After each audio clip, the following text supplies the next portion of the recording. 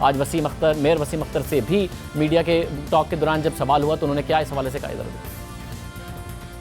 High court में Sindh government ने कितनी ज़मीन दी उनको मेरे इल्म में नहीं है।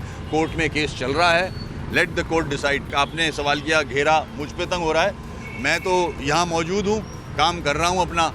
नैब सारे डिपार्टमेंट्स की इंक्वायरी कर रही है, हमारी इन्वेस्टिगेशन कर रही है। एक एक डिपार्टमेंट से कहा हुआ है कि कोऑपरेट करें, जो चीज़ होगी वो सामने आ जाएगी। मैं कम से कम ये जो अकाउंटेबिलिटी है इस प्रोसेस को ख़राब नहीं करूँगा किसी को बुरा भला कह के। बाग़ इब्न कासिम तो तबाह हुआ था, तो वो एक्सपर्टीज़ नहीं थी कि हमें पता चले कि इन पार्क्स के नीचे क्या अंडरग्राउंड क्या क्या लाइनें डली हुई हैं पानी की।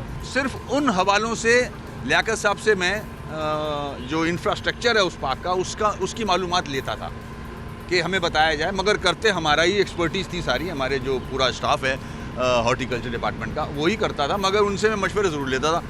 इस हद तक था, कोई जगह कोई पोस्ट उन्होंने नहीं दी गई थी उन्हें।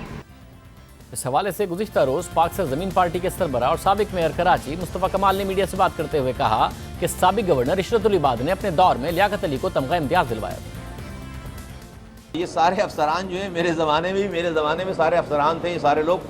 और असल में मैं किसी भी ऑफिसर को ब्लेम नहीं देता। मैं समझता हूँ कि जो चलाने वाला होता है वो जो भी कहेगा, आप उसको पैसे कमाने कहोगे वो आपको पैसे कमा के देगा, आप उसको काम करने बोलोगे वो आपको काम करके देगा।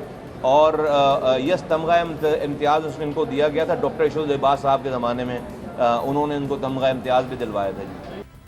इसके अलावा भी बहुत सी सियासी शख्सियात से लियाकत अली का ताल्लुक जोड़ा जा रहा है। मुलजिम के खिलाफ मुकदमा इस्लामाबाद में चलेगा। मुलजिम से अब तक होने वाली तहकीकात और अब तक सामने आने वाली तफसीलात हमने आपके सामने रखी हैं। दावे बहुत ज़्यादा किए जा रहे हैं, इतने ज़्यादा असासों के दावे किए जा रहे हैं। अब लियाकत अली कायम खानी की जिम्मेदारी है कि वो इसको किस तरह जस्टिफाई करते हैं कि उनके असासे उनकी आमदनी से ज़ायद हैं या फिर आमदनी के मुताबिक हैं। सरकारी मुलाजिम थे वो, तो कौन सा ऐसा ख़ानदानी बिज़नेस था उनका, या फिर कौन सा ऐसा उन्होंने रिटायरमेंट के बाद बिज़नेस शुरू कर लिया कि जिससे इतने पैसे और इतनी जायदादें बनाने में वो कामयाब हुए। बहरहाल मुसलसल वो हेडलाइंस में हैं जो कुछ उनके घर से बरामद हो रहा है।